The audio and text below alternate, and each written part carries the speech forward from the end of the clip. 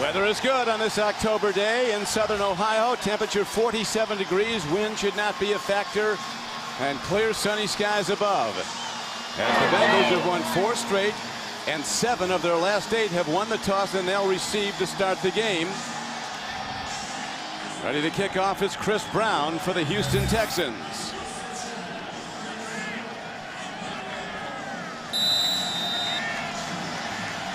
Back deep. Andre Caldwell. Deep man for the Bengals. The high spinning kick will be taken at the 9.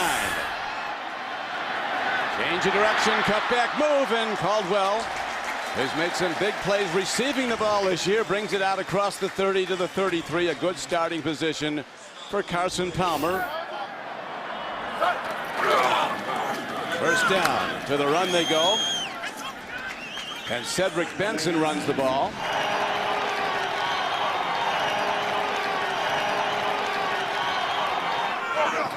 Here's another handoff, and again a Benson power straight ahead. Here's a pitch back, a stretch play they call it.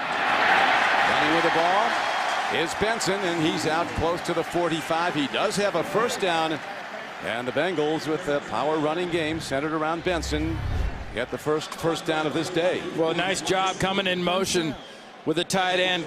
Coates, he comes in, he gets a crack back block.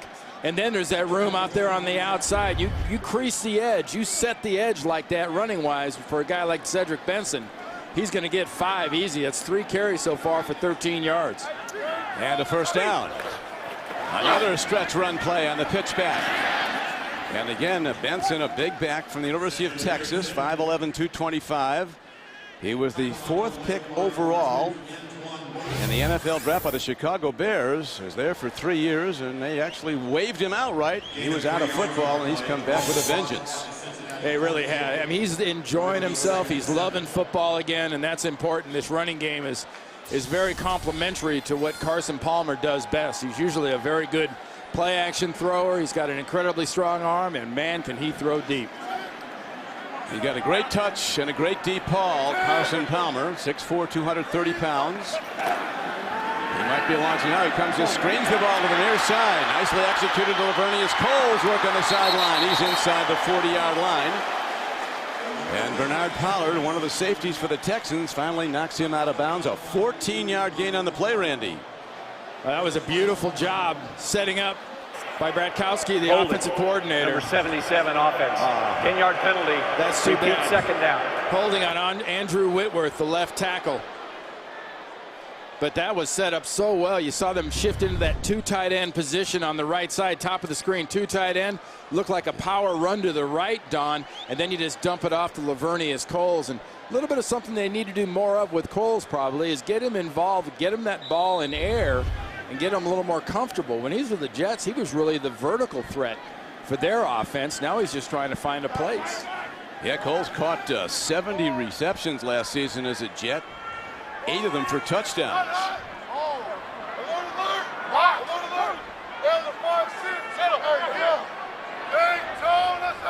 On 2nd and 10, Carson Palmer with a time throw. And the connection is made to Chad Ochocinco. That is his 25th catch of the year. That was a nice job by the offensive line protecting Palmer. Palmer hits that 3rd foot. He gets the ball out. And we talk about a lot of things with old Chad here, but let's recognize what he did do this weekend. It was the threat of not having the 47th sell out. Chad and company stood up and sold out this stadium. That's why it's on TV here locally. Well, Chad was like Santa. Yeah, after passing those tickets out. 3rd down, 3rd and 3. Is that Ocho Santa? Ocho Santa. Here is Palmer. There's that long ball and that accuracy downfield. Some contact down the far sideline, but they ruled the coverage was good as Chris Henry was running a deep pattern. Yeah, that was a very, very nice job. Look top of the screen. You run stride for stride, and you're a defensive back like Jacques Reeves there. You go ahead and you use the sideline as your friend. That's your advantage. Why not just slowly but surely crease the receiver out of bounds, make him run out of bounds to get around you? That was excellent defense. It was, and it forces the first punt of the day as the Bengal drive stalls. Here's the punt, hit by rookie Ken Huber out of the nearby University of Cincinnati. And a fair catch is signaled for and made by Jacoby Jones, a 37-yard punt, all net yards. We're back on a sunny day in Southern Ohio. Paul Brown Stadium. Don Criqui with Randy Cross. First possession for the Texans. And their quarterback, Matt Schaub, in the shotgun. Screen the ball.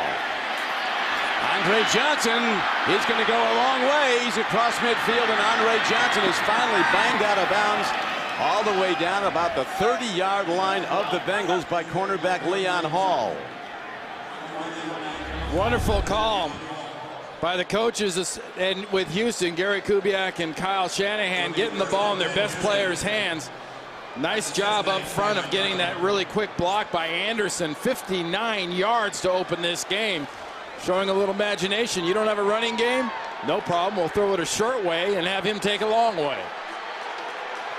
Andre Johnson making his 29th catch of the year, and his per catch average goes way up. He was averaging almost 16 before that. Schaub, timing throw, nicely executed to his tight end, Owen Daniels. That's his 26th catch of the year.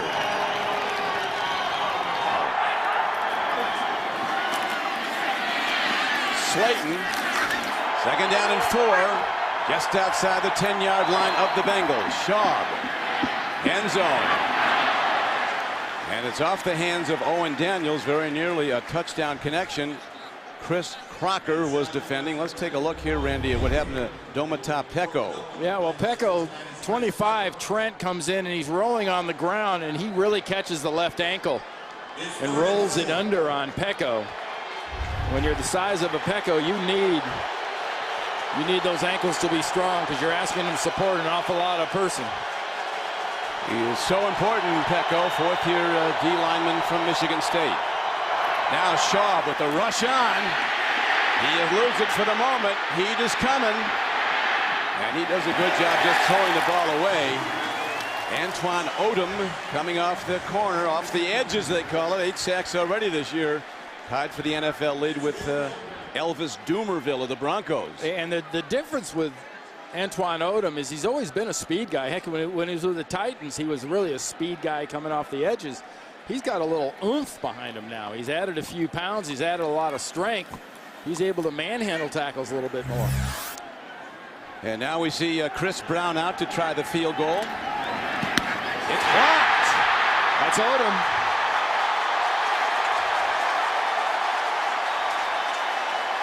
So a huge play as the Bengals deny the Houston Texans points after a great opening drive by the Texans. Here now is in a second possession, under center, Carson Palmer. Good play fake. He's going to air it out. Look at that throw right on target at the 31-yard line. Eugene Wilson comes up and makes the play. We got there a little early. Vernius Coles. That's what the flag, I think, is for, a little early contact on Wilson, but beautiful concentration by Coles and Pass delivery by interference, Palmer. number 26 defense. Penalties decline. First out. Penalties decline, Randy, because of an 18-yard gain on the throw and catch. Let's remember, too, Carson Palmer last week against Baltimore tweaked his left thumb. He's wearing a black glove, and you'll see a piece of tape like suspended between his left index finger and his left thumb that's kind of hold his thumb from going too far. And you'll watch him. He'll hand off all the time with just his right hand. Now Palmer drops, looks over the middle. It's on the hands of tight end and out to the 40-yard line. As it is Daniel Coates making his 9th catch of the year. Yeah, Daniel Coates really is. He really is something. I mean, he's a short-term weapon. I'm sure Carson Palmer would like they would like the rookie to get it more active and chase Kaufman, but he hasn't figured this whole thing out yet, so they have to make do with a short-term tight end weapon. Kaufman, a first-year player to expect a lot of in the future from Missouri. Here's a handoff and a first down run. On second and short, and then the referee, Bill Levy, fires in a penalty marker from off the play from way behind it. Usually, holding, number 88, offense. 10-yard penalty, second down. Yeah, that was called against another tight end, J.P. Pashi. He's the left tight end on the outside right there. See, now that doesn't look like much. Look at the stretch of the jersey. Once Mario Williams' body turned, that fully exposed his chest and the pulling that was going on, and Bill Levy had a perfect view of it. A good old-fashioned leg whip. Good old-fashioned leg whip. Tripping happens sort of down by the ankles and feet. That's where you're tripped. I've never been tripped in the thigh. Right. I get leg whipped in the thigh, but I get tripped down below. I tell you, Bobby Williams is about as strong as anybody in the league. That's got to be a bad feeling to get a leg whipped by him. So in long yardage, 2nd and 21. Carson Palmer throws on target again. Beautifully thrown ball to Andre Caldwell. And he's out across the 30 to the 32-yard line, where middlebacker D'Amico Ryans makes the stop for the Texans, 12-yard gain. Yeah, this is an unusual situation with Andre Caldwell. He's caught his 2 touchdown passes are huge touchdown passes. You know, it's worked out perfectly. Carson Palmer brought him into L.A. last year and worked with him during the offseason, and it's really paid huge dividends. I mean, Chad Ochocinco is the #1 receiver, but don't discount the chemistry between Caldwell and Palmer. Well, Caldwell, that chemistry was really good last week. A touchdown, a winning catch. 22 seconds to play. Here's a throw and a nice breakup. That was Brian Cushing, the first-round draft choice. A terrific defensive play by Cushing, who's the #1 tackler in 4 of the last 5 games. And his goal today is to be the #1 SC linebacker on the field, because on the other side for Cincinnati is their 2nd-round draft pick, Ray Malaluga, an old teammate from USC. And Keith Rivers he's the old vet. I mean, heck, he got out of there in 2006. Yeah, he's a 3rd-year guy. Here's now as a hit downfield on the punt. Jacoby Jones, nowhere to go, nowhere to hide. After the Bengal punt, Texans take over the ball for a 2nd time.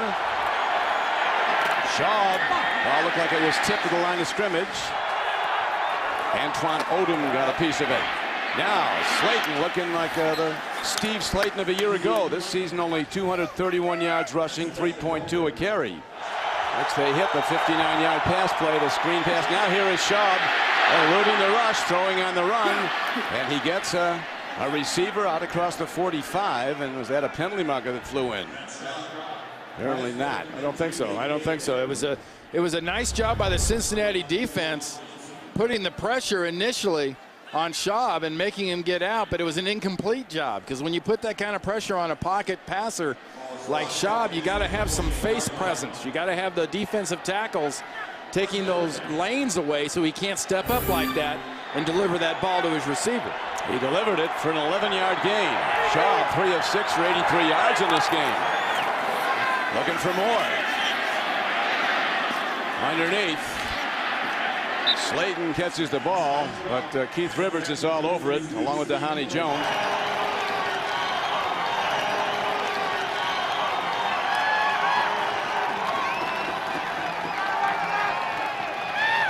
And Steve Slayton, with good change of direction, works his way down to the 41-yard line of the Bengals, where cornerback Leon Hall takes him down.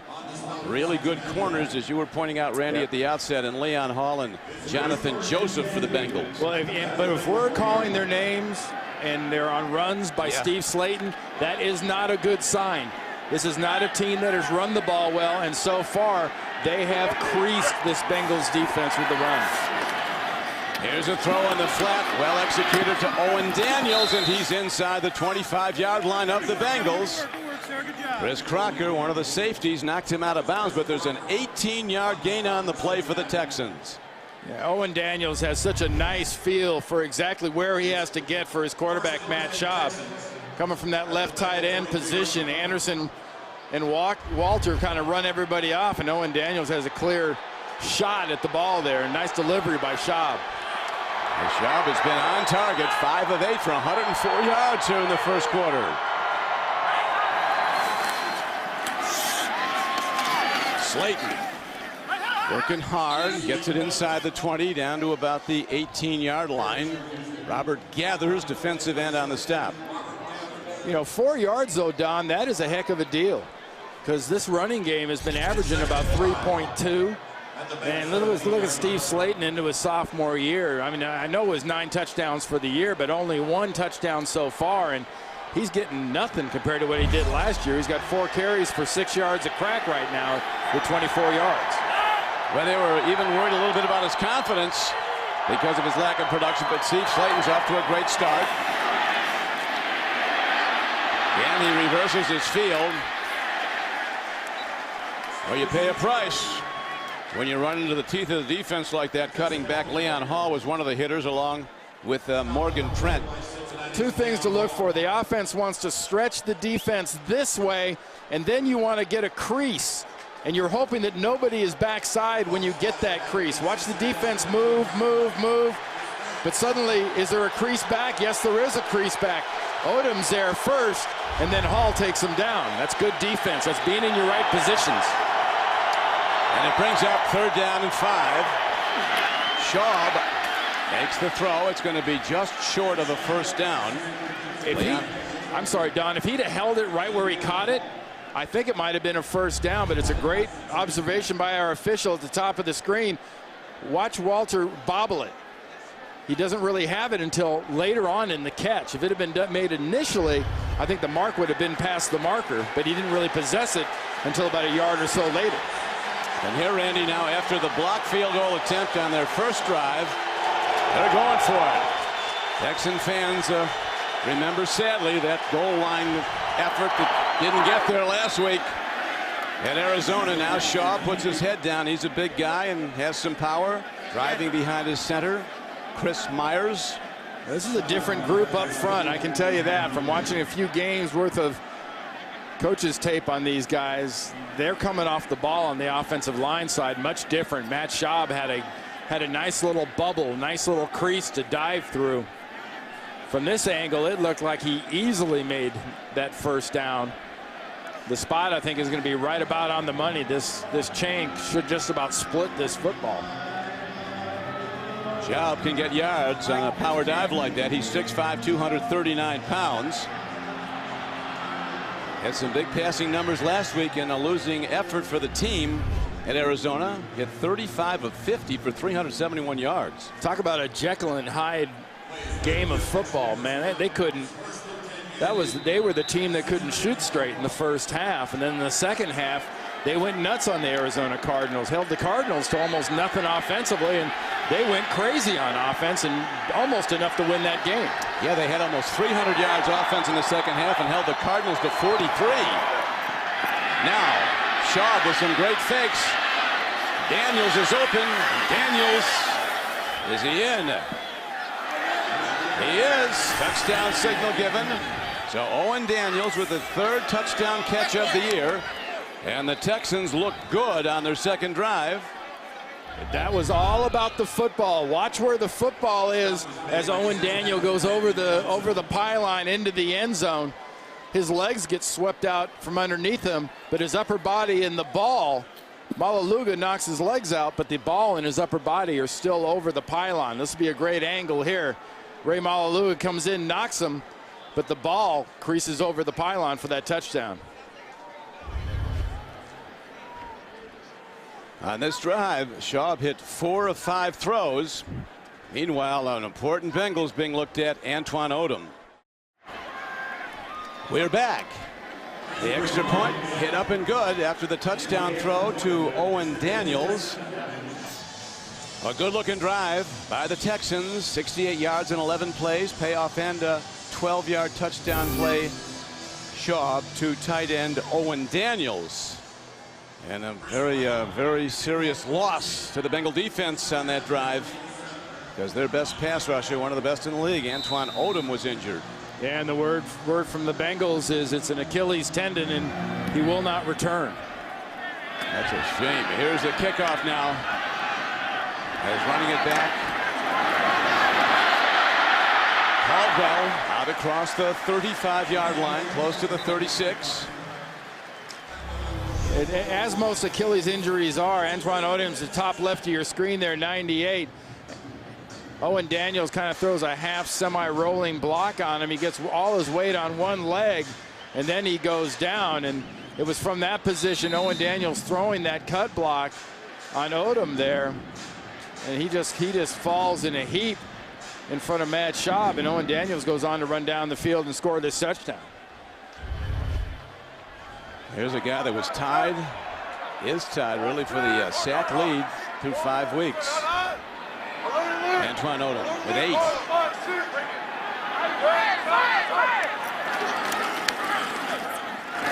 what a throw, man. That's how you get drafted first in the overall first round. A 22-yard throw. Carson Palmer with absolutely magnificent accuracy as he makes the connection downfield. I love this. Chad Ochocinco. Hey, Chad, you know, they're going to have this kind of coverage. I'm going to put it on your back shoulder, and it's going to be about 6 feet off the ground. What do you say? Just keep running with it. That was very nice accuracy in a perfect spot for his receiver to run after the catch. And middle backer D'Amico Ryans kept him from running a lot further, making the tackle. But Palmer looks really sharp throwing the ball downfield. They fake the reverse. And the run play to the near side by Benson is going to be to about the 40-yard line of the Texans. A lot of sell, a lot of motion, and not much by the Houston Texans. Very different looks. They threatened the reverse, and Texans defense never really bought much of it. Everything's going to be coming towards you here to the right. You see the fake reverse and everything else. Nice job there by Brian Cushing, the young outside linebacker. Oh, he does a lot of nice jobs, Brian Cushing, play after play. 14th pick in the draft. He is really good as a rookie. Handoff, running hard into the left side of the defense is Cedric Benson, a 5'11", 225-pound back. Interesting guy to talk to, isn't he, Randy, when we met with him Friday? He's very upbeat. Doesn't look back at things that went wrong. He looks ahead at what's going right. Well, what's going right for him is his running game. But I will go back to this thing with Carson Palmer with that left thumb. You notice, Don, when he's getting the ball, Cedric Benson's getting it with the right hand, kind of a backhanded handoff from Carson Palmer. This is something he's going to really have to concentrate on, I think. Boy, is he. Ball can be on the field in short order. Third down. Palmer, another beautifully timed throw. First down and more inside the 30. And inside the 25-yard line is the fleet Andre Caldwell. A 14-yard gain on 3rd and 8 for the Bengals. Well, if I'm a general manager or a personnel person or an offensive coach, I know where I want to go look for some skill players. I'm going down to Gainesville, Florida. I'm going to go ask Urban Meyer, have you got any that are ripening up this year that are available? It's amazing. And this guy is just starting to just scratch the surface of his abilities, Don. And Andre's not bashful. He said he might have been the fastest player on the Florida team. So he was faster than Percy Harvin. Here is the run straight ahead by Benson again. The more he gets it, the more he likes it. He likes to get it all day long. He's run 7 times today for 20 yards. You think back to when he was at the University of Texas. I mean, they wore him out. And he never really got comfortable in Chicago. I don't know if it was, comfortable with his teammates, comfortable with the offense. He says, I made some bad choices and some personal, missteps. But he is a totally different football player this year. You see those numbers really reflect it. He's done nothing but get better, especially since he's gotten here to Cincinnati. Well, Palmer says, Randy, there's no guy in the organization that works harder than Benson. Another throw, but a drop. Coming off the flank on a crossing pattern, the tight end Daniel Coates.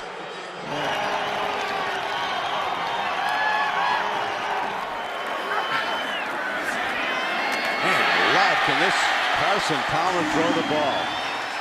He drills one in to Andre Caldwell, 12 yards, first down Bengals. Well, put this in your mental calculator, folks. Last summer or last offseason, Andre Caldwell went to Southern California, spent 2 months in L.A. in a hotel. Yeah. He went out a little bit at night, but not much. In a hotel. You think that cost him anything to be around Carson Palmer for all that time? I don't know what he invested, but it's paying off now. See Palmer's passing numbers. Outstanding, 8 of 11 for 103 yards, with the Bengals not yet with points. That just changed. Cedric Benson into the end zone. His fourth rushing touchdown of the season. Well, talk about some beautiful instincts by Cedric Benson. Watch this part of the defense. Cushing shows up in the hole. He cuts back. He sees that whole backside, Don. And great running backs that have that ability, they feel it more than they see it. You see color like Brian Cushing sitting in the hole. You go to crease back, and there was nothing back there to stop him. Here they talk about running back vision. He's got that. The Bengals have come back to tie the game, going 64 yards in 8 plays, a 10-yard Cedric Benson touchdown run, the payoff. And now we're tied at 7-7 as the Bengals are ready to kick off. And ready to boom it downfield is Shane Graham. Andre Davis.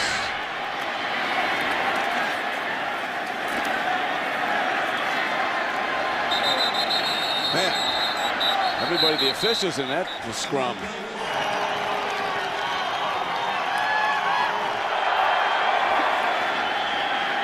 Schaub is well protected, and he throws a strike downfield to Andre Johnson. And what a man Andre Johnson is. That's good for a 12-yard gain. And the drawback, we talked about these corners for Cincinnati Bengals earlier in the game going against Andre Johnson. And you'll see Andre Johnson is going for a while. It's man coverage, but you give Matt Schaub that kind of protection, he will, I mean, Andre Johnson will run himself free eventually. You've got to make Schaub step up. You've got to make him think. Yeah, Schaub has completed 6 straight. Going for a lot. Almost intercepted at the 18-yard line.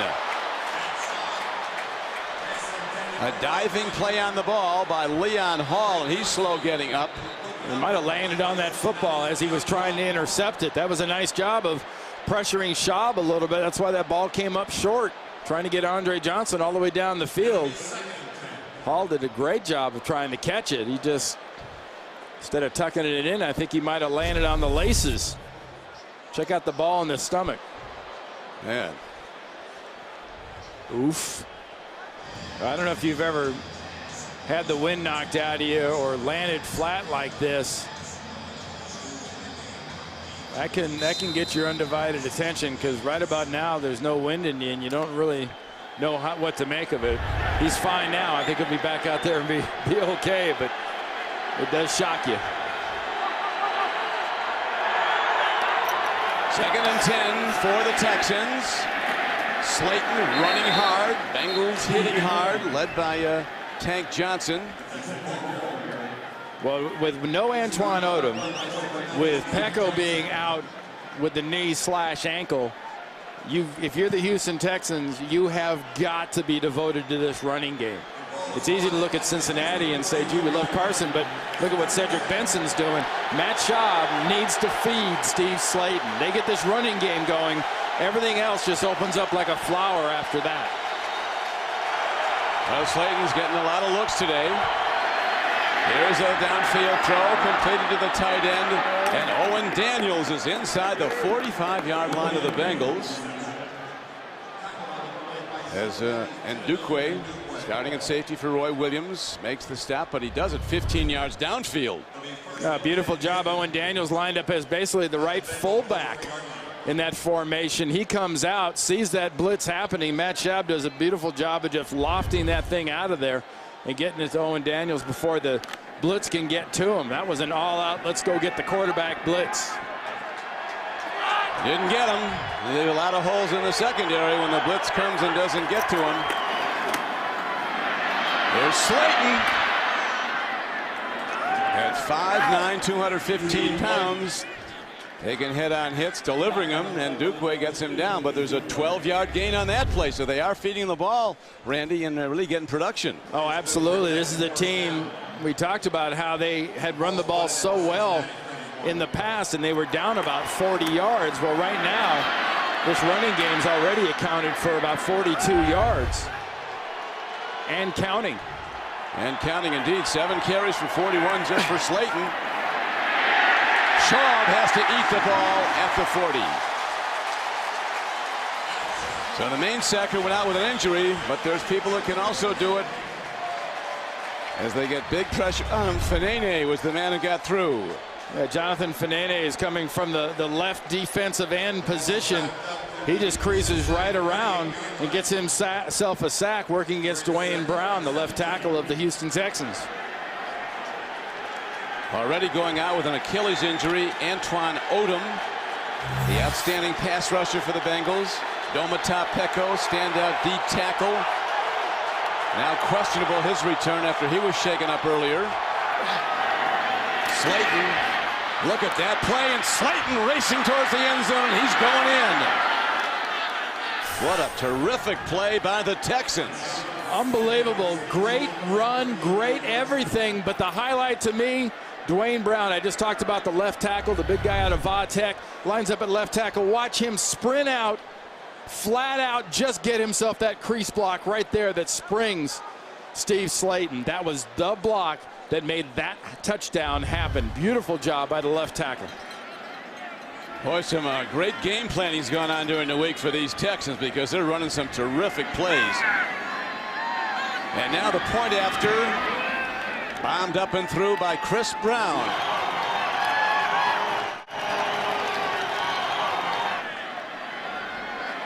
They kick off downfield to Andre Caldwell. And an outstanding special teams play made by the Texans. The lead tackler was John Biesing. Watch this core group right here of defenders and the entire left side of the Texans offensive line on this play. Great design. Dwayne Brown gets out and gets a block. Left guard, nice. Center helps a little bit. Wide open. Great play design by Gary Kubiak and Kyle Shanahan, and almost flawless execution by that left side by Brown and Studdard and Myers. And a touchdown it is, in a 14-7 lead for the Texans. Benson trying to run wide. Nothing there. Play like that, Randy, picks up the defense too. Yeah, it really does. Not too hard to figure out that Cincinnati wants to get Cedric Benson, keep Cedric Benson really going and slamming this football. So if you're the Houston Texans, you're gonna devote a little extra energy to stopping Cedric Benson and taking that away from Carson Palmer. But that's the catch-22. You've seen the arm on this guy, the guy they call the human jugs gun. He can spin it in long distances. Another on-target throw again on a crossing pattern. Andre Caldwell, short route, didn't get much, did get plus yards out to just across the Bengal 25-yard line. Ryans with the hard hit from the middle backer spot.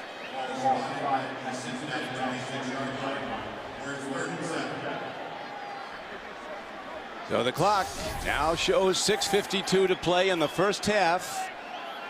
3rd and 7 arises. Marvin Lewis, coach of the Bengals, as you know, Randy, preaches you've got to win the turnover count. You've got to win 3rd down on either side of the ball. This is a 3rd and long. Well, you're stacking it against yourself if you're going to try to make a steady diet at 3rd and 8. They pick up the blitz. Throw is made, but Caldwell can't come up with it at the 35-yard line. Would have been a first down had he caught it. But the drive is over quickly, and the Bengals have to punt it back to the Texans. Nice job by Bryce McCain working there against Caldwell, just shadowing him the whole time, but that ball seemed to get to Caldwell a little bit sooner than he thought. It really got inside him and on him. He would have never really had a shot at catching it. Bengals really high on this rookie punter from the University of Cincinnati, Ken Huber. There's a good illustration of why, as he booms it back to the 19. Jacoby Jones finds room to run, and he's knocked down all the way out to midfield. Yeah, there's Mike Zimmer, terrific defensive coordinator, coaching with a heavy heart. Lost his wife Vicky a week ago, but he's right back at it and coaching defense hard. His mantra to his defenders, you know, Randy, is nobody wanted us. He's got a lot of free agents on that defense. Yeah, and it was a fabulous illustration. We got to know the Bengals a little bit through Hard Knocks and HBO and NFL films this summer, but you really got a picture inside this organization what a family it really is, what a family a football team really is, by the way they rallied around Mike Zimmer. the night it happened, Marvin Lewis had driven past Mike Zimmer's house. He got a phone call from him. Turned around and went back there and actually helped the police, help everything that went on. And they've really rallied around Mike, Don. They've decided, you know, we're going to be with him. You know, he's going to go out to dinner with him. There's somebody in this organization is constantly with him. And the great term that Marvin used the other day was, we're always going to be hugging on him. Yep. We're always going to be with him. And it's hats off to this organization from top to bottom. They've done a wonderful job in rallying around Mike Zimmer. And hats off to Mike also, the way he's rallied in this tough time. 3rd down and 10 now. Texans at midfield. Schaub's been sharp firing the ball. This one slapped back at him. So the Bengal defense holds. As coming hard on a pass rush and getting a hand up. Looked like Johnson was the guy. Yeah, Michael Johnson, the rookie out of Georgia Tech. Tall drink of water, about 6'6", 6'7", with long arms, and doesn't matter how long your arms are, if the quarterback, when you jump, has to throw the ball into your face. You've got some pretty good ups to go with that size, Michael, and good job of rushing, and just what that Mike Zimmer defense needed was a stop. Yeah, that's the first 3 and out for the Houston offense today. Here's a punt hit downfield, fair caught inside the 15-yard line by Quan Cosby. And they're leading today are the Texans.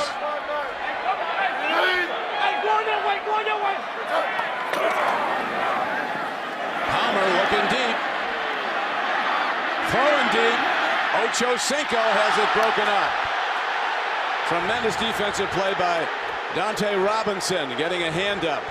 Yeah, that was a beautiful job reaching around Chad Ochocinco and knocking that ball down, because you give Carson Palmer, generally speaking, that much time, there's a reason. It's usually because it's great pass protection, but look at the left side. Whoops. Maybe a little contact on the backside, huh? Might have been a little bit early. But there was a flag against the Bengals there. I think it was motion. Illegal formation. Number 77, offense, was the end man on the line of scrimmage. Penalty is declined. 2nd down. The rise in the Bengal following was when they saw on the scoreboard the replay. It looked like Robinson might have gotten there a bit early. Well, just a freckle, he did.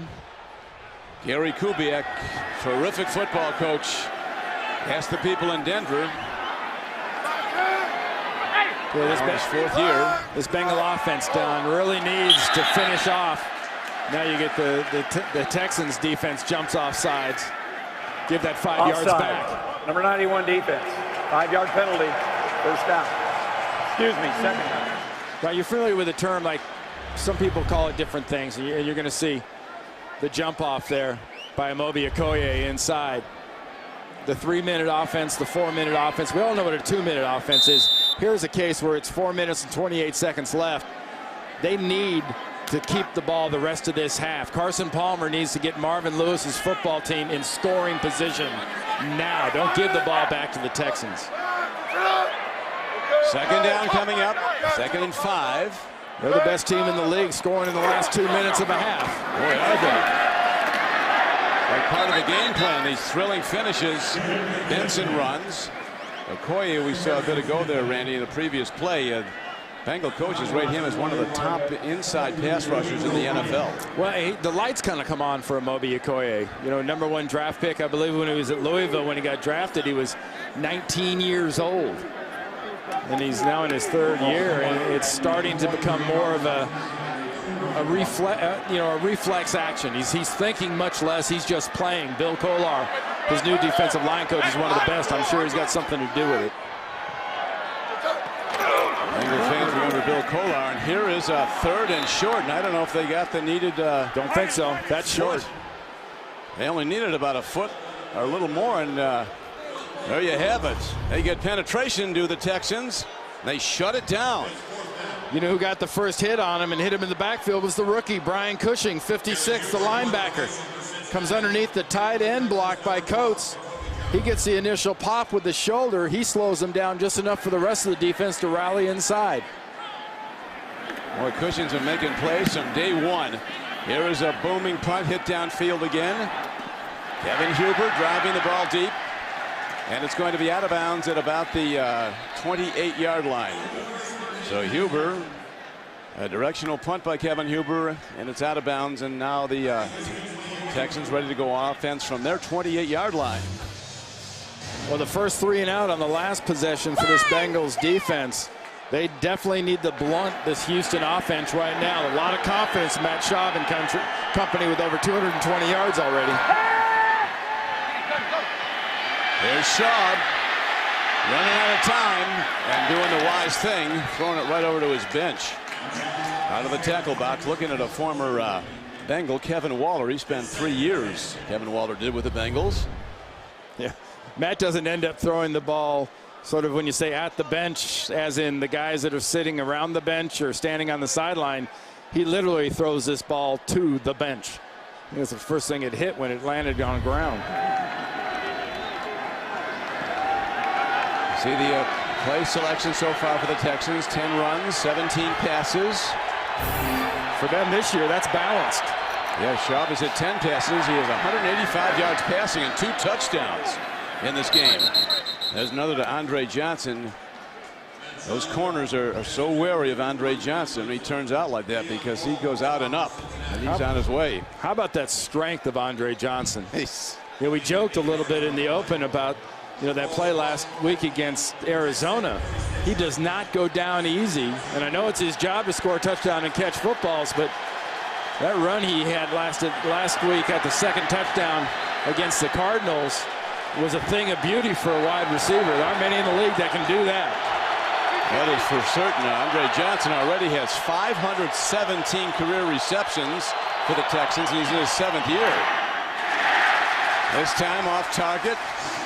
Johnson running a slant, and Leon Hall had him covered. The ball flies incomplete overhead, and the Texans will punt. Beautiful job by Leon Hall handling Andre Johnson, being physical with a physical guy.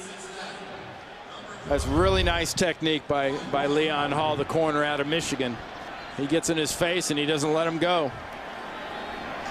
Very good punter. Had one bad one last week at Arizona, 29-yarder that led to a Cardinal touchdown. I was just a little bit wrong, I guess, with my timing. Last time the Bengals had the ball, I guess I was speaking too soon. I forgot they were getting down now to their quality time with 2:19 left. They don't get any sense of urgency to this offense until a half or a game is about over.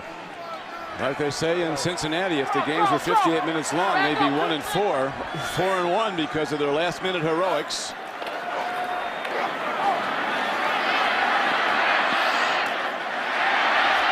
Throw and a catch. Ball delivered to the tight end, Daniel Coates.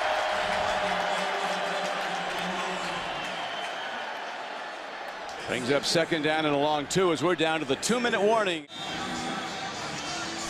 With Randy Cross, this is Don Criqui back at Cincinnati. Bengals have the ball, trailing the Texans by 7.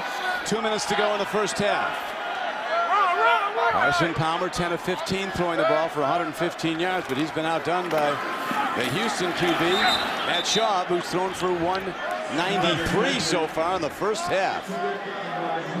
Another case, you know, you get second and really short, and you get really almost nothing. It sets up third and really short.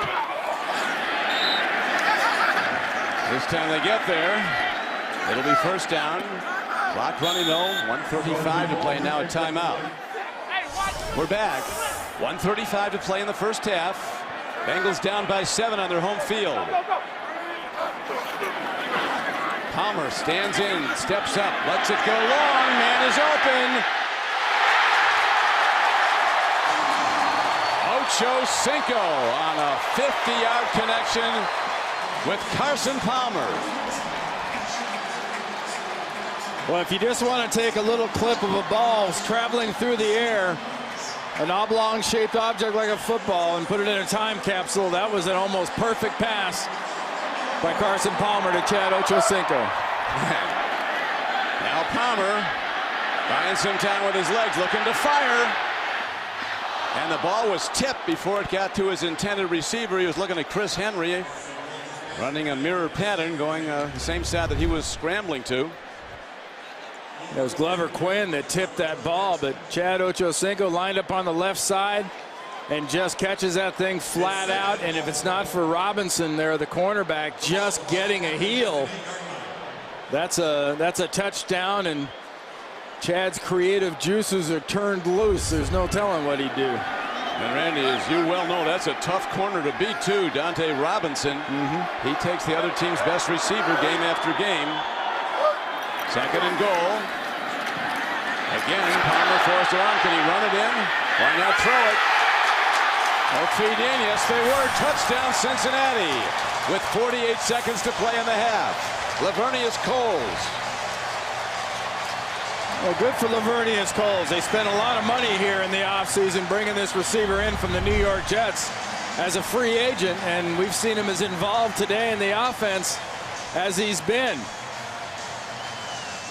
Has the presence of mind to stay in bounds, because I thought for a second he might have stepped out on the end line. He's in, he's in, he's in, he catches it. There's one, there's two, there's six. There is six indeed. So Palmer on that drive, 3 of 4 for 66 yards, including the 50-yard pass to Ochocinco. Extra point is up and good. And we are tied up at 14 in Cincinnati. Marvin Lewis feeling better about things in his 7th year. Well, you're really asking for serious trouble if you let a Carson Palmer get out of the pocket. I mean, he's not known as the most active quarterback. He's sort of debunking maybe a little bit of that with the running he's done this year at times, but still, that's showing some bad defensive form, letting a real pocket quarterback get out and beat you with a scramble. And inside 2 minutes is Bengal time, as again they score inside 2 minutes to tie the game. 48 seconds to play in the first half. Don, they now have 48 points in the last 2 minutes of the half or game. 31 of those points come in the end of the game, the end of the fourth quarter. And as you were talking about at the outset of the show, it really all began the end of last season when they won that 3-game winning streak. Yeah, Marvin Lewis had to identify those that were buying in. He knew he had one at quarterback. Carson Palmer last year had that elbow injury, wasn't able to be around. Ryan Fitzgerald played a lot, but he knew he had Chad Ochocinco. He had some very good offensive linemen. He had to sort of take a toll. Yeah, Marvin says we upgraded our team at almost every position, and we know who our leaders are. Well, one of them is the guy throwing the ball, that's for sure. Andre Davis returning the kickoff. And he's out close to the 30. You know, football fans I hear from all the time that say, TV guys gush too much about quarterbacks. I get sick and tired of hearing about quarterbacks. Well, the reality is if you don't have one, and even Houston with the numbers that Matt Schaub's putting up, they're not positive they have one yet. If you don't have a guy like Palmer, you aren't going to win a championship. You might luck into one, but you're not going to win one unless you got a guy that can throw like that. Well, Schaub makes another completion. That to Andre Johnson. Schaub now almost up to 200 yards passing in the first half. Well, Johnson last year, 115 catches, #1 in the NFL, almost 1,600 yards. And 8 touchdowns. He has 4 touchdown catches already this year. Schaub standing up. And he comes in low to Andre Johnson with 28 seconds to play in the half. Chris Crocker was defending for the Bengals. Yeah, I think we see it. If you watch a lot of NFL football, the team that really does this the best is probably Pittsburgh, where you watch quarterbacks scooch up. Big Ben Roethlisberger will make more room for himself and buy time for his receivers by scooching up in the pocket, letting the rush go by him. Not really running, just sort of moving around in the pocket. That's what Schaub's going to have to do, because we've already seen Palmer do it pretty effectively. Oh, really effectively. Schaub throws. Bengal defense is back, keeping stuff in front of them with very little time left. Down to 18 seconds left as their timeout is signaled for.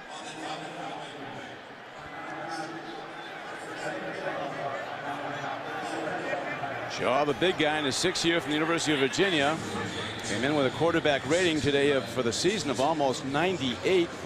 We mentioned earlier he had 35 completions last week for 371 yards. Career high 50 pass attempts at Arizona. Today he's going for bonus again. He's hit 13 of 21 for 203 yards in the first half. The real key here by Jones is getting this first down, getting that ball up over the 40-yard line and getting a first and not setting up a tough decision if you want to stay aggressive, where you'd be looking at a fourth and about 6 inches to a foot for Gary Kubiak. Kubiak was a tremendous high school athlete. He was first team All-State in 3 sports. Highest the 10th in Houston. He's a Houston guy.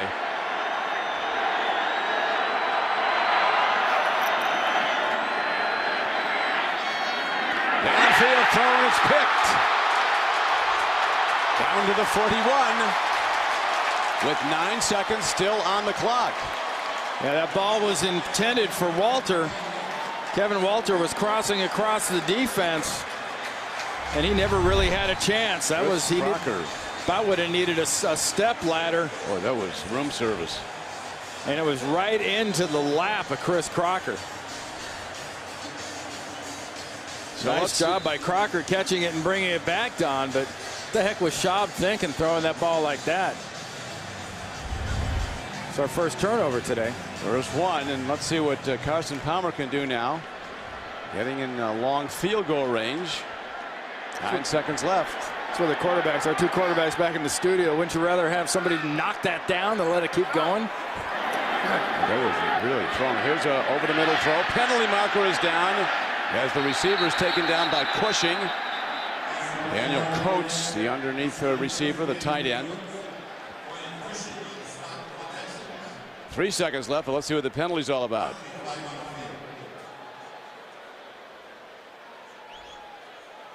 The spot is at the 32-yard line. Daniel Coates is coming off the Offside. field hurt. Number 96 defense lined up in the neutral zone. Penalty is declined. 2nd down and 1.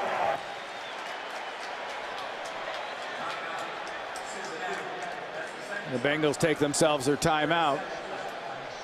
The 49-yard field goal attempt, if that's where they're going to. Oh, absolutely. Absolutely. Remember, they changed snappers this week. Brad St. Louis was here for a long time. Clark Harris is the latest long snapper to take over. Brad St. Louis just was. He couldn't snap it accurately. He couldn't get it to the holder. He couldn't get it to the punter with confidence. And Marvin Lewis said, I was actually the last person in this organization to kind of come to that conclusion, and hated to see the kid go. But now it's Harris's job to be the guy you don't notice unless you do something wrong. Well, Shane Graham, we were talking about Cedric Benson being a comeback story, Randy. Shane Graham is one also. He was released 5 times by different teams, and now he's number 2 all-time in field goal accuracy. That's in NFL history, 86% plus. 4 of 7 this season. Be a 50-yarder with the ball is set down. Got plenty of leg. Man. Right down the middle. Right down the middle. And for the first time today, the Bengals are in the lead as we come to halftime. Bengals will kick it off. Graham, who boomed that 50-yard field goal on the closing play of the first half to give the Bengals their first lead, ready to kick it off.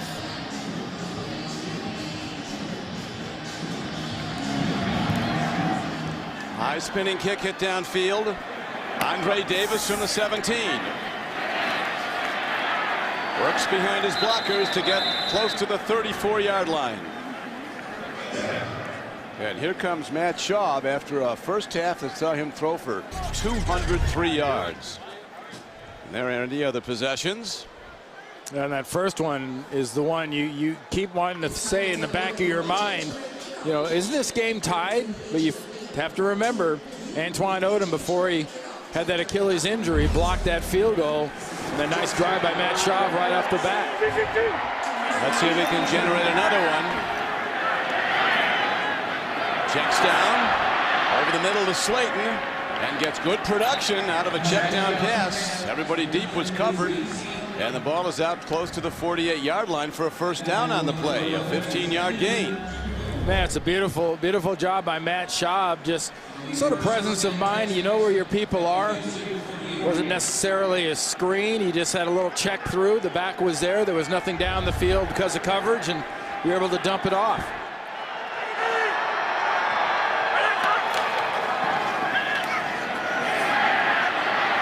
Slayton bouncing off people, loses the ball. Bengals have it.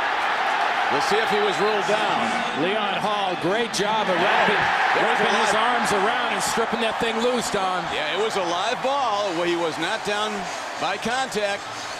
And the Bengals come up with a huge defensive play. We may see Gary Kubiak and company challenge this. Watch the whole way. Watch the knee. When the ball comes out. It's out. You kind of want to say, was he on top of Hall? But Yes. does his knee come down right there? Oh. Is that right knee down before the ball comes out? That's the perfect angle you just saw on the red challenge flag. Gary Kubiak, I thought, agreed with what we just sort of came to. In fact, he agreed so much that flag almost made it all the way to midfield. You know, Don, we were talking about it going to commercial there. If you look at it from this angle, Leon Hall grabs Steve Slayton, spins him around. Looks like he's always on top of Hall. Then there the ball comes. It gets knocked out by Hall's left knee and comes loose. Looks like a fumble, but I think he's down by contact. Well, that's going to be interesting. After reviewing the play, the runner's right knee was down There you are. before he lost possession. It'll be 2nd down and 8 on the 49-yard line. Houston is not charged a timeout. And really makes you appreciate what a wonderful job our camera people do here at CBS Sports. Tremendous. Watch the right knee. Okay, right knee is now down. Then the left knee of Hall hits the ball, and that's what knocked the ball out. But the first act to concentrate on is that right knee. That's down by contact the second that right knee hits the ground. An excellent second look indeed. That would have been, if it was a turnover, the second turnover in the last 2 possessions for Gary Kubiak's Texans. You get an offense like Cincinnati that's on the roll that it is, even if this is in the first 2 minutes of the second half, not in the end of the game, you give them that kind of field position, they're going to put points on the board. We'll see what they can go to now. Shaw with a good fake, buys time and checks down and gets it to Slayton. I tell you, they spent a lot of time, Randy, with Slayton and the game planning this week. He was a target for the ball all afternoon in practice and their passing drills on Thursday, and now today he's getting the ball all day. Well, look at this. I mean, Steve Slayton, Don, coming out of West Virginia, the crack on him was, well, he's not big enough to be physical enough. You think so? I think Jonathan Joseph might argue with you on that one. He's plenty physical. Well, 5'9", 215 is he can pack a punch. Throw to the near side to a guy doesn't get many. Vontae Leach, the fullback for the Texans. Leon Hall takes him down. Well, the cornerbacks for the Bengals get to experience the wide variety of running backs. Jonathan Joseph gets the smaller Steve Slayton in his punch, and then Leon Hall gets to visit with Mr. Leach, that 250-ish style lead fullback. Leach, 6th-year back from East Carolina. He's the up back now, leads the blocking as Slayton then bounces it wide, and he's taken down. Dhani Jones, middle backer, is all over him. There's a loss on the play. Loss of 4. So there's the difference. In the first half, the Houston offense was creasing into and causing a little bit of a bubble on that Bengals defense. On that play there, led by Dhani Jones, in the inside of that defense, the bubble was in the backfield of the Houston Texans. Great penetration and great defense by the Bengals on that one on the run. And now 3rd and 7. On target, first down. The ex-Bengal Kevin Walter comes across, makes the play. 13 yards. Kevin Walter gets down the field very well, but this is his bread and butter.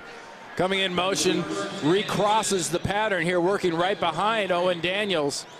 Just gets the defense kind of turned around. You saw Dhani Jones there in the middle. You see Daniels going one way, and suddenly here comes Walter behind you in the back door for the quick pass from Schaub.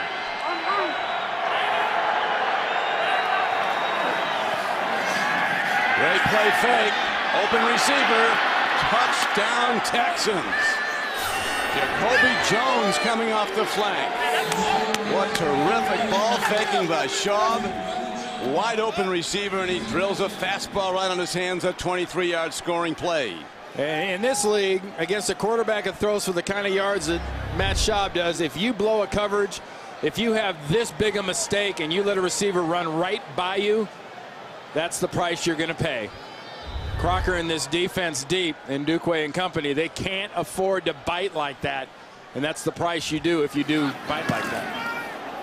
And Schaub off with a hot hand start here in the third quarter. We're back to Paul Brown Stadium, where Matt Schaub and the Texans have just taken back the lead with a 66-yard drive in 7 plays. Payoff end, 23-yard scoring strike in the end zone to Jacoby Jones, and now Chris Brown is ready to kick off for the Texans.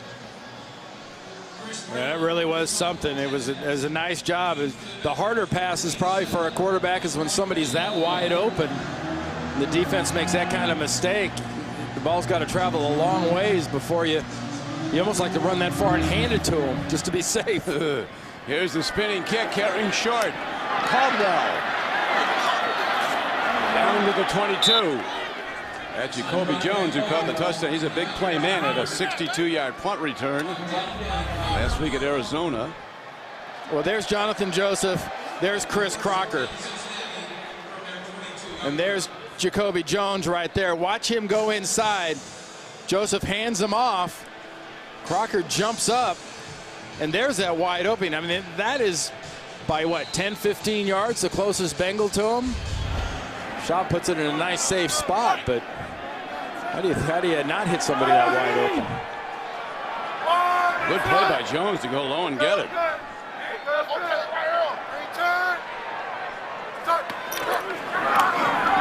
Palmer wants to get some right away. Sideline throw out to the 28, plus yards. Lavernius Coles makes the play, and Glover Quinn was defending. They're doing a nice job, the Houston Texans are, of sporadically taking away the options that Carson Palmer has, but the difference is he's had Lavernius Coles to go back to when 1 and 2 aren't there. That'll be an offsides. Antonio Smith, top of the screen, defensive end. Free agent that Houston got offside, from Arizona. 94 defense. 5-yard penalty results in a first down. Last week, the Texans, they really defended well in the second half.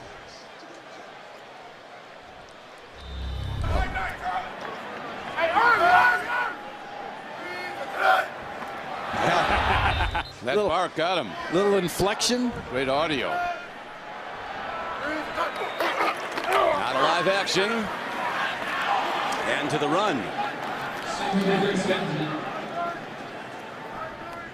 Mario Williams was on the stop of Cedric Benson. Cedric's been kind of quiet since that early burst he had in, Randy. Hasn't had a carry in a while. Yeah, the Texans defense has done a very nice job of adjusting and playing more of this game on the Bengals side of the ball.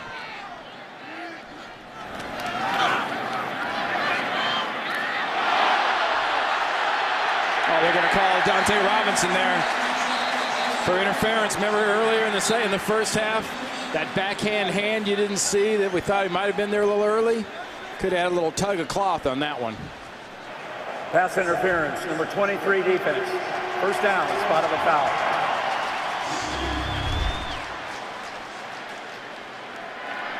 One more time, this nice matchup. Oh, yeah, he had the shirt all the way. Did he get his money's worth, you think? Yeah, he got a full yellow flag's worth. He earned it well.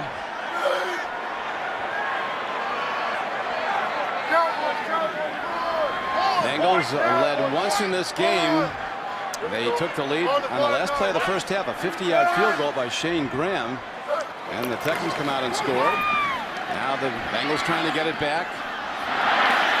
Really a good catch to the wrong side. Fumble, too. Yeah, the ball is live. Officials are running with it. I think that ball was knocked out before Coates was down. It was a heck of a catch. But as soon as he spun around to run, he got hit by 3 different sides. Carson Palmer does a very nice job of avoiding the rush, stepping up, but he spins this thing out, spins his tight end around, And when he turns, he's down. Well, what was down? Was it the ball? Was it the hand on the ball? It's got to be part of the arm. It can't be the hand. I think he's down. Forearm was down. So again, if it is forearm or elbow, that's down. If it's just the hand, that's coming out before. Yeah, they did come out early. That's coming out before the elbow or the hand or the forearm hit the ground right there. That was being forced out. That was Cushing making that contact with his knee. Won't waste a challenge here. Schaub crossing pattern down to the 42-yard line of the Bengals as he hits the ex-Bengal Kevin Walters. The crowd really doesn't like it. The crowd thought that one definitely should have been challenged by Cincinnati, but it's one of the advantages you all have at home and we have up here is seeing those multiple replays where it was a good decision by Marvin Lewis not to challenge. Not to challenge that fumble.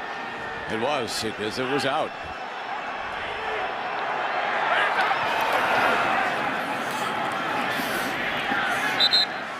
Slayton, he's running hard, getting the ball a lot.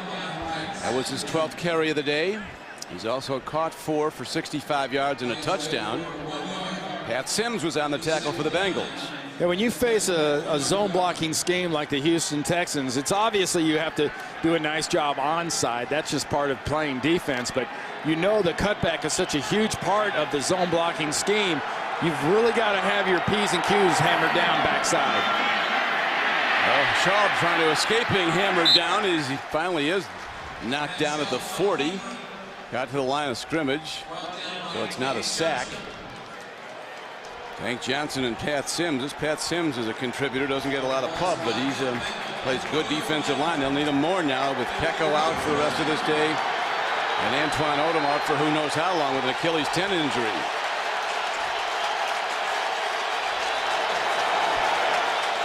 Little different alignment. 93, Michael Johnson's in at left defensive tackle. Schaub gets the ball away, no receiver near it. Bengals looking for it, but goes as an incomplete pass, and the punt unit will come out for Houston. Tank Johnson does a very nice job of pressing into Matt Schaub's face, and then Michael Johnson, who I talked about, came around on the stunt, and that's who got in Matt Schaub's face as far as where he wanted to throw it. He had to get rid of it because of Sims, and he couldn't really throw it to anybody because he had Johnson right in his grill. And Matt Turk ready to boom the punt down. It bounces into the end zone, and there is a penalty marker down. Turk's got to be disappointed with himself kicking that thing cleanly into the end zone by 7 or 8 yards. We're back to Cincinnati. Bengals with the ball. They start for their 20 after the punt into the end zone by the Texans. Here's a long ball downfield. Incomplete. Laying out, getting hands on it, but it's incomplete. Ocho Cinco almost had it. Well, there's the exception to the rule. You always tell young wide receivers, keep running. Don't always dive for it. If you keep running, you can get it. There's a combination of running as far as you could and then diving as far as you could and almost pulling it off.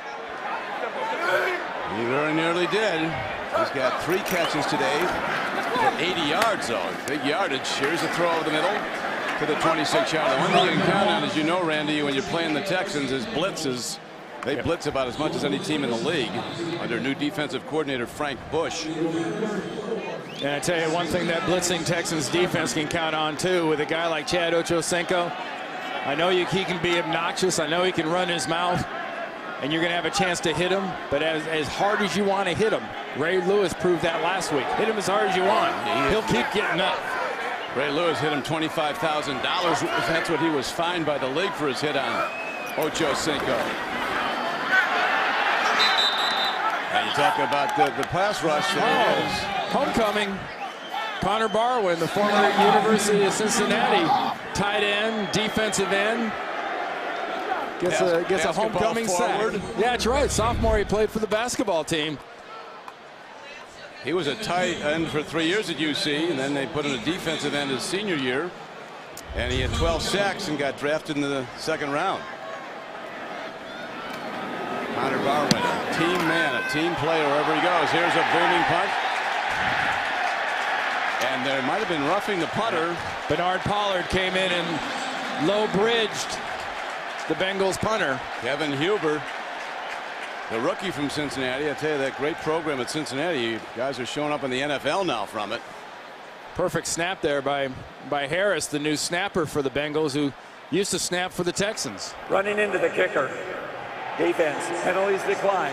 First down. Houston. Timeout. Schaub is thrown for 283 in the 3rd quarter. Slayton. Bengals come hitting. They're keying on him because he's getting the ball so much. Keith Rivers, outside linebacker, was the first to get there, 55. They're bringing a lot of action and trying to crease things off and trying to set things with the motion man. Malaluga gets whacked pretty good, but he picks off the tight end. He picks off Ante Leach, the fullback, and clears things open for the other linebacker. Rivers come in there and make the tackle.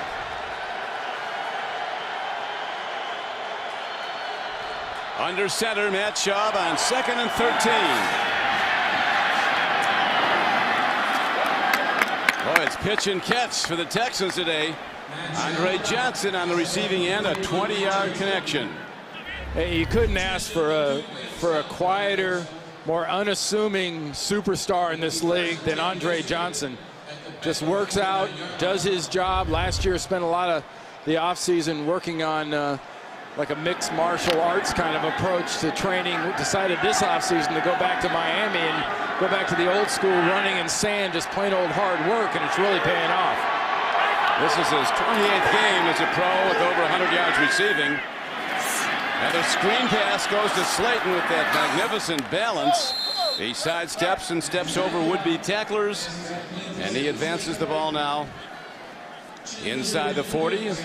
There's a thing about Andre Johnson, too, that needs to be said, Don. You talked about his season last year, 115 catches, almost 1,600 yards. Who changes anything after that kind of a year? And there's a lot of things about the way this guy works and the way he plays. Reminds me of my old teammate, Jerry Rice. Wow, that's high praise. Well, same number. I think same kind of work ethic. And in a lot of ways, the same kind of threat. Jerry Rice, many consider the greatest receiver of all time in the NFL. Here's Schaub. Gets out of the tackle box and wisely throws the ball away to avoid a sack. Nowhere to go. He had Andre Johnson lined up at right wide receiver, was running all the way across the field on a deep crossing pattern, and there was nobody coming with Matt to the right there for him to throw it to. Schaub really blossoming under Kubiak. Kubiak, of course, backed up John Elway, then was an offensive coordinator at Denver in their 2 Super Bowl years, 2 that they won. But patience will run out in Houston quick if it doesn't translate to wins, Don. Yeah. Down to the 38-yard line. Slayton again. Slayton with 14 carries now. Not a lot of yards, though. Only 39 yards and 14 carries. And remember, Matt Schaub came out of the University of Virginia, one of the real prolific quarterbacks in ACC history.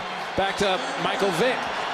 When Vick went down a time or two, everyone really got a chance to say, hey, this kid Schaub can throw it. Cashed in big time in free agency. It's paid off in yards, just haven't paid off in W's. Well, he's over 300 yards passing today. And again, they screen the ball against an all-out blitz, and there goes Slayton, leaping over people all the way down to the 12. 26-yard gain.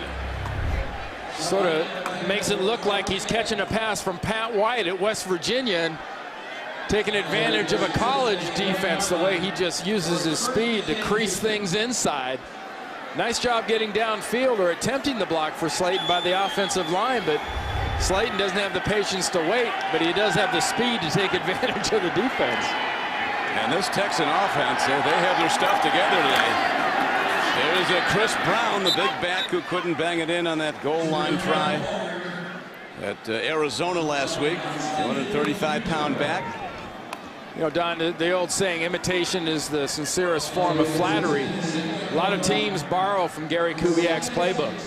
You know, Matt Schaub mentioned about, hey, you know, we see things during the field, and we go, hey, wait a minute, that's one of our things. In fact, Marvin Lewis said they spent a lot of time this offseason studying the formations, studying the plays of this Houston Texans offense. Yeah, he said he had the Texans offense on his laptop the whole offseason. Studied it regularly. Throw. Wow, what a catch. Owen Daniels was in the Pro Bowl. A diving one-handed grab by this fourth-year player from Wisconsin. And the Texans really looking sharp. Is that ball still inflated? It looked like he speared it. Looked like he shoved his hand through it. That is a one-handed catch. Controls the ball all the way through the catch. The ball never touches the ground. That is a fabulous play. Well, he really works the middle of the field, Owen Daniels. But which way do you have it coming at you? This is the diversity of this Houston offense. They come from all directions. Yeah, he had a tremendous year last year, 70 catches. The red zone report brings good news for the Texans. They've been in the red zone 3 times today, 3 touchdowns. And on the road, a 28-17 lead on Cincinnati. The kickoff. Here comes Caldwell. In deep difficulty.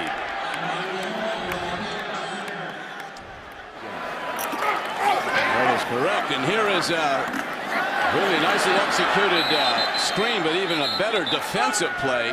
As the Texans are playing with really a vengeance today. Dante Robinson comes in and upends the receiver, and well, they say the Bengals have you right where they want you when they're trailing in the fourth quarter, but that's going to have to dig out of a hole again today. At some point, you're going to dig too deep. Yeah, what you just saw, though, Don, that's kind of how Dante Robinson rolls. That's how he plays corner. He is aggressive, and he'll keep being aggressive too. Palmer stands in, and J.P. Fauci didn't take too good a look at the ball. And Palmer kind of glared downfield. They really do not have. I mean, you look at just the comparison of tight ends. The Texans tight end Owen Daniels, he's a threat every down. Well, even Joel Dreesen and the rookie James Casey out of Rice, that isn't even active. That won't even hit the field today is something. So now 3rd and long, 3rd and 15 for the Bengals.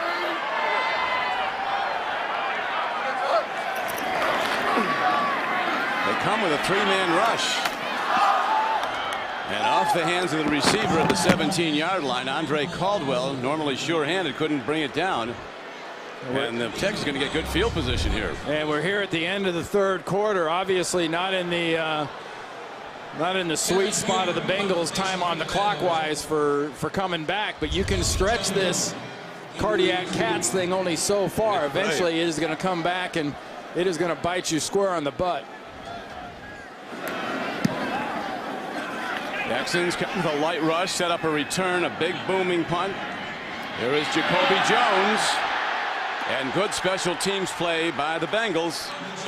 Texans will start from their 37, a 58-yard punt on just a 5-yard return. Beautiful coverage down the field by Rashad Genty on that punt coverage. Got a flag down on the field right about the tail of the Bengal there on the 43-yard line. After the play was over, personal foul and necessary roughness. Number 34 of the kicking team. 15-yard penalty from the dead ball spot. First down. That against Curious Hebert. Just you gotta keep your cool. You gotta. It's dumb. It's not playing smart football. And don't think, if you've never played this game, that players can't be goaded and they can't be prodded into making those kind of mistakes. Because you just saw it happen, and it happens a lot during the season. They will goad you if they can. I tell you, one of those yellow flags and a personal foul call can change the whole game. You want to give this offense this kind of field position, really? If for the Bengals defense, I don't think so. With Schaub heading towards 400 yards passing as he Goes to a running play to Slayton again. Slayton has his first 100-yard receiving game of his career. He's got 6 catches for 102 today. Well, if you want to say for a football team, in order to win, your stars have to be stars. That's happening in spades right now for the Houston Texans. Their offensive big names are big. Schaub getting the ball all over the field. Slayton's caught 6, Johnson 5, Daniels 5. So Andre Johnson is the target. Andre Johnson now with 6 catches, over 100 yards for the day. And I've always thought for a big play, big receiver, that's one of the real necessary things you have to have in your toolkit. You have to be able to make those tough, short catches, because that gives your intermediate routes more viability. It gives your ability to get down the field. It just makes you that much more dangerous. If you only have to worry about him in one spot of the field, you don't even worry about the short ones.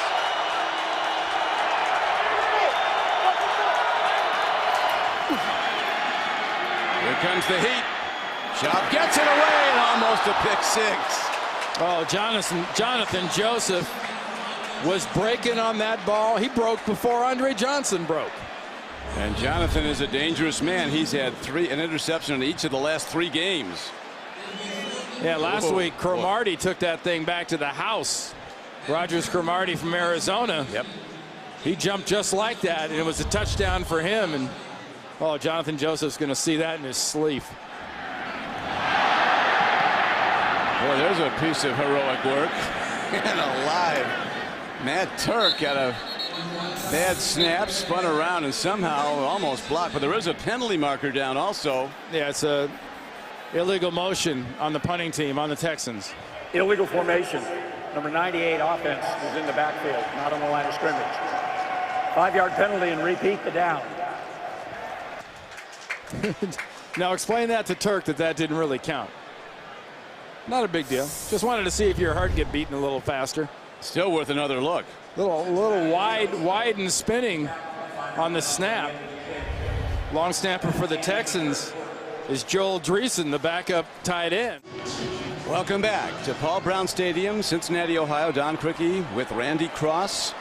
And in the second half, Texans have ratcheted up their defense again, as they did last week at Arizona, albeit in a losing effort.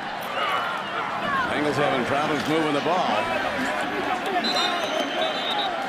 Well, there's a good formula for it right there. If you're going to play this Texans defense, there's one linebacker we've talked about, Cushing a little bit, and you really want to go out of your way to avoid D'Amico Ryans, but he's going to try everything he can to make that impossible. He's just, and it's a great competition now between he and Cushing, because it's almost like anything you can do, I can do better, kind of I can top this thing. Then you got Zach Dials. You can't forget him. He was the #1 tackler for the Texans last year. He's at the right outside. Coming outside, Zach. Reading the run. This is the 4th possession of the half for the Bengals. So far, they've lost 1 possession on a lost fumble, and they've had 2 2-and-outs. So they've got to start getting this thing together. They're going to make another run at it. These late comebacks they've been so good at in the recent weeks. Somewhere, as you pointed out, Randy, they getting in a hole, you're going to get bit. Staring at 3rd and 4 here. Cedric Benson gets off the field. A little more protection in the game for Carson Palmer.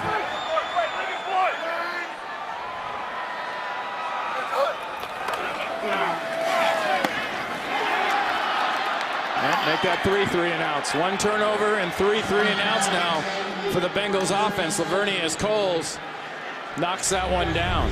Jock Reeves is the man covering.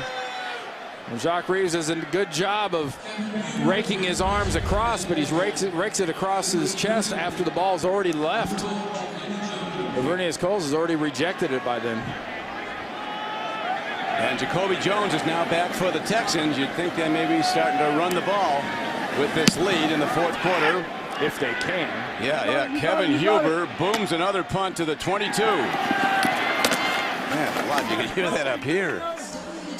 The Houston Texans badly in need of a win, coming in at 2-3, playing some superior football today under Coach Kubiak, taking a 28-17 lead. And with the ball again now, their defense shutting down the Bengals here in the second half. What a fake, what a play. Ball was down the sure hands of Andre Johnson. Everybody bought the fake up the middle.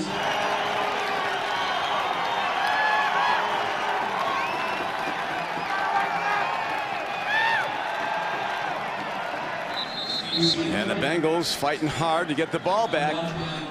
Hey, Don, how good does a conference have to be in college like the SEC if the #1 from last week plays a game and actually wins? Yeah, Florida. And loses ground to the team that was #2. It's that kind of a world. Yeah, well, Nick Saban has taken a lot of the NFL. He wasn't very successful in the NFL with Miami, but he's taken a lot of that eye for personnel, offense and defense with him to Tuscaloosa, and he's using it to good advantage. #1. A lofty place, and staying there. Now here is Slayton running yet again. Slayton with 17 carries today.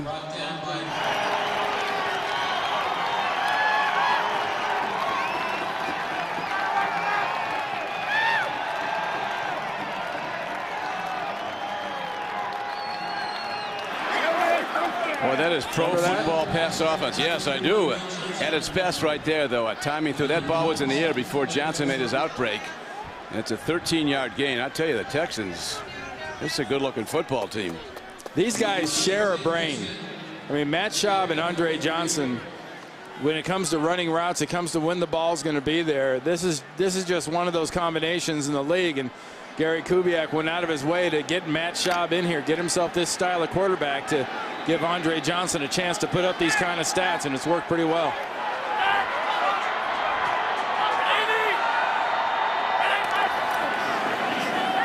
Play fake. Schaub once more.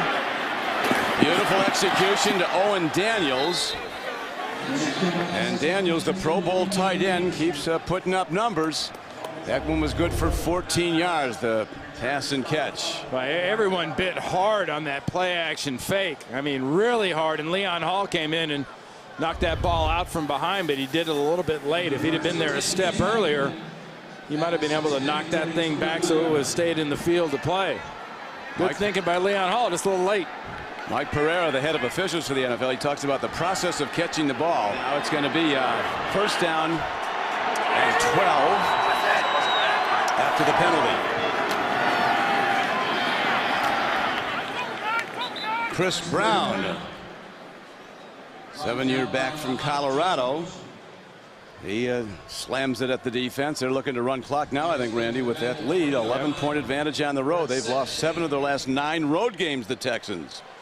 And the best way to make sure you do have a chance of finishing off a game here, we'll be under 9 minutes here pretty quick. You got an 11-point lead. You have the ball on the opponent's 20-yard line. Run the ball, kill the clock, and keep playing the kind of defense you're playing if you're Houston. That's the key. They're playing some terrific defense. Bengals have done almost nothing in the second half against this Texan defense. Chris Brown, the big back, runs again. Bengals trying to strip the ball. Bengals with a very bad injury report today. Antoine Odom, their great sacker at the defensive end position, going out with an Achilles tendon injury. Domata Peko going out with an apparent knee injury. He hasn't come back. Yeah, and it's left this Cincinnati defense with a tough situation. You look at the yards and the disparity thereof. 12 yards for the Cincinnati offense. 3 3-and-outs and a turnover so far for the Bengals in the second half.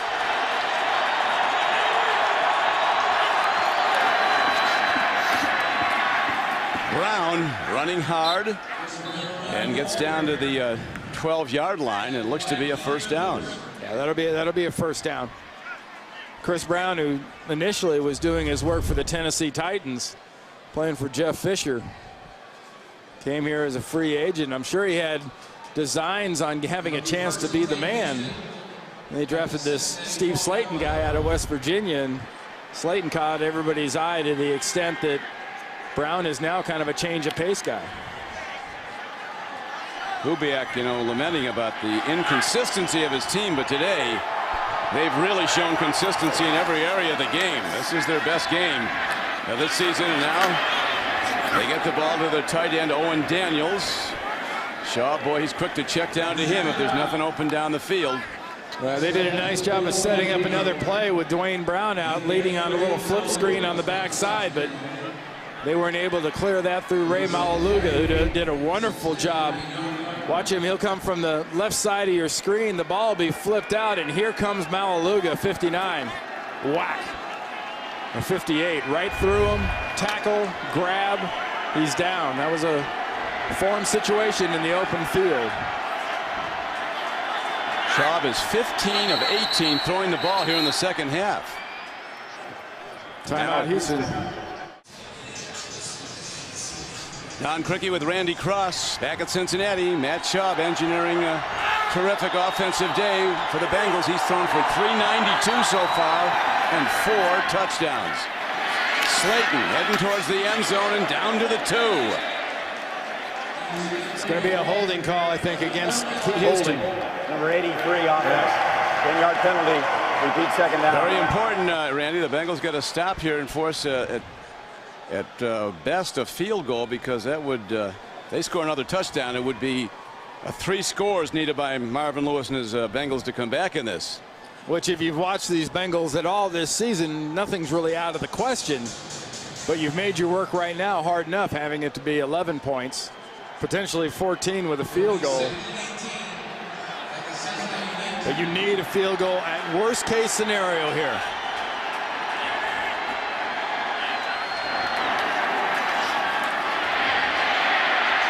Ball still live. Still live. I think it's still changing hands. The Bengals have it. That's what they're saying. I think they're right. Bengals coach Marvin Lewis preaches you've got to win the turnover count. The Bengals are winning that, but not the game. But now do they have a chance to come back again? Here's a check down underneath receiver. And Benson doesn't have much room to work. Brian Cushing is quickly on him. Well, the last 4 possessions, Don, 3 plays and a fumble, 3 plays minus 3 yards and a punt, 3 plays minus 5 yards and a punt, 3 plays 6 yards and a punt. It's their time of the game, though. It's got to start happening right now, because Is that ball loose? It might be loose again. There's people going for it. Looked like it was stripped away as he was falling down.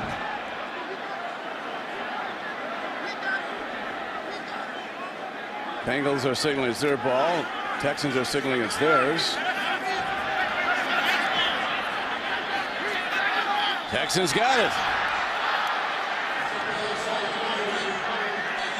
So very quickly, the Bengal advantage on getting the ball back on a turnover is quickly lost as they turn it right back over. Well, it was Pollard again. Pollard, who had run into the kicker. He was the one that ran into Brady's leg, his knee last year. When he was with Kansas City, yeah. Yeah, you see that ball as he was going down to the ground. It was being torn out by Cushing. Catch the ball. This is Fashi. That ball's being ripped out by the linebackers while he's on his way to the ground, but does the ball clearly come out before his backside hits the ground? Well, the Texans ready to run the ball here now with the 11-point lead. Handoff goes to Chris Brown, and a penalty marker's fired in. Stops the clock with 5:32 left to play. And the Texans in the lead, 28-17. Keith Rivers made that tackle. Holding. Hold. Number 81 offense. 10-yard penalty. Repeat first down. Hold against Owen Daniels, working on the outside. That's the one thing about being a tight end or a wide receiver. When a play comes to you like that, you're in front of God and country. You have to keep your hands in. And when that player spins away from you, it's your instinct to hold on, but you've got to let go, because as soon as that player spins, it's pretty obvious what's going on inside, and that's usually going to result in a holding call. First thing he's done wrong, he's had a great day catching the ball. 7 catches, 78 yards, 2 touchdowns for Daniels. And the Texans send the ball right at The Bengal defense with Chris Brown, the carrier, Keith Rivers, the tackler. A pretty simple goal right here for the Houston Texans. It's just first downs. And it's keeping the ball inside. If you have an option and you can't handle the ball on this series for the Texans, do not go out of bounds. Gary Kubiak and his coaching staff work on this situation. You're trying to kill this clock. You're trying to get first downs. You'd love points, but the clock is the most important thing. Clock determines, and it's working against the Bengals right now. Another run, another Chris Brown carry. We're back. Look at the time of possession in this half. Absolute domination in time of possession by the Texans, and they're on the scoreboard with an 11-point lead. Chris Brown, he's got a mandate: protect the ball, get what you can, but keep the clock ticking. Brandon Johnson was on the stop. Next for the Houston Texans, they'll be at home to play the 49ers, a team you know something about, Randy. Oh, absolutely, and it'll be the NFL debut of their #1 pick, Michael Crabtree. Talk about getting a start in the comfort zone. Had his great career at Texas Tech. Gets to come back down to the heart of Texas and make his NFL debut. It'll be quite the scene. I'm going to predict the 49ers are going to have problems at Reliance Stadium. This Texan team, if they keep this going, this is a good football team. Offense, 5-yard penalty. Correction. Bengals are home against the Bears next week. There you go. Yeah, Cincinnati's gets the Chicago Bears, and Matt Schaub and company is one thing. Jay Cutler's giving his Chicago Bears football team quite a different little pop too. Matt Forte in that running game will give these Bengals all they want, and then Cutler can throw it anywhere from any spot on the field. Yeah, you can hit moving targets with that big arm. Here's an spinning punt, and now they try to down it. They cannot. It goes into the end zone for a touchback. And comes out to the 20, but now time really working against the Bengals. Just 3:37 left to play, and they got to dig out of an 11-point hole. There's no foul for holding on the play. It'll be first down Cincinnati at the 20. They get their middle backer, Postlesny, back today, the Bills.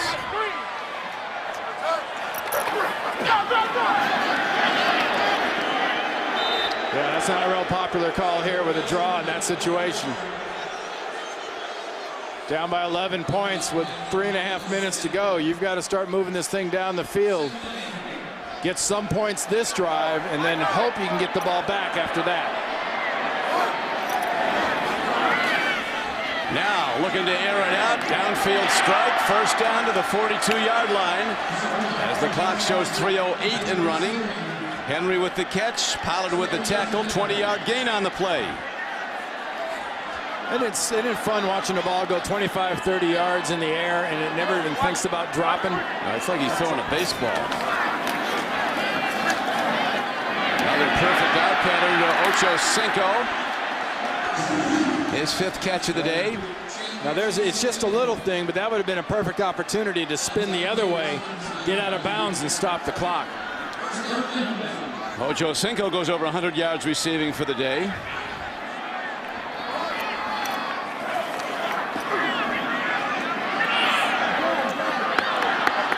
Second and 10, errant throw. There's been very few of those in this game by the quarterbacks.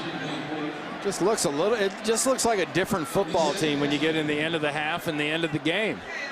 It's like they don't really hammer down and concentrate until their heart starts beating a little bit faster. In fact, when everyone else's heart beats faster, Carson Palmer's looks like his whole pulse slows down. They say maybe that's his greatest attribute, even more than his arm, is his poise under pressure. He does not get worked up about things. He stays under control, keeps his team that way, but now he's really got work to do if the Bengals are to continue their winning streak. Palmer on target to the 38-yard line. It's Andre Caldwell on that catch, Don, and he might be sort of the missing ingredient. I would say he and probably Vernius Coles would be the two guys that the Texans defense would not be concentrating on quite as hard right here.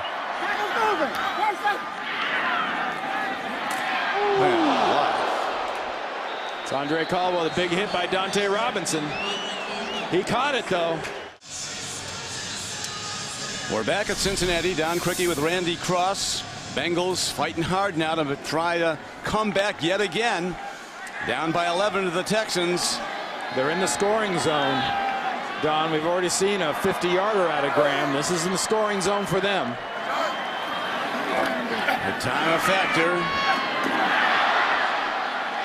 Throw and an interception by Brian Cushing. A wide receiver can't catch a ball better than that. Oh, we always talk about a receiver not letting a ball get into his body and snagging the ball. Watch 56 right here. Snatches that thing out of the air. Beautiful catch by the linebacker from USC. Well, I saw Brian Cushing in high school at Bergen Catholic in New Jersey. He was a great offensive player, mainly running the ball. In fact, a lot of people thought he'd be on the offensive side as a tight end or even a fullback. Well, they made the right decision making a linebacker out of this kid. Yes, they did. Boy, can he range. He and Rivers, Malaluga, what a linebacking class at that school. Chris Brown runs the ball, and now the Bengals trying to stave off what looks to be the inevitable, a defeat on their home field. They're strong in all areas. Well, this has been a little bit of a reality check, I think, for the Cincinnati Bengals. A 2-3 team came in here, and they were expecting a 2-3 team, and Houston looks like the 4-1 team. They do. The Bengals with that 4-1 start, and as we mentioned at the outset of the day, the form chart since 1990, teams that got up to a 4-1 start in the NFL make the playoffs over 77% of the time. Now, the Bengals have done that 8 times in their history, though, Don. And of those 8 times, only 4 times did they win the division. So I find that a little bit interesting in that, you know, how do you handle success? Because this hasn't been a franchise that has had success in long runs. The executive producer of the NFL on CBS is Sean McManus. The vice president of production, Harold Bryant. Today's game was produced by Ken Mack and directed by Jim Cornell. The senior producer of CBS Sports in the NFL today is Eric Mann. The director, Bob Matina. The coordinating producer of the NFL on CBS, Lance Barrow. The coordinating producer of CBS Sports is Steve Karasik. The associate director of today's game, Bill Thayer. The broadcast associate is Curtis Perlowitz. The technical manager is Warren Palmer. Technical director is Phil Doucette. The audio supervisor, Peter Adams. Stats provided by Paul Evans and Keith Mariani. Thanks to Scott Wirtz in the booth and all the people who've been part of this, and especially our CBS crew, as there'll be a happy flight back to Houston.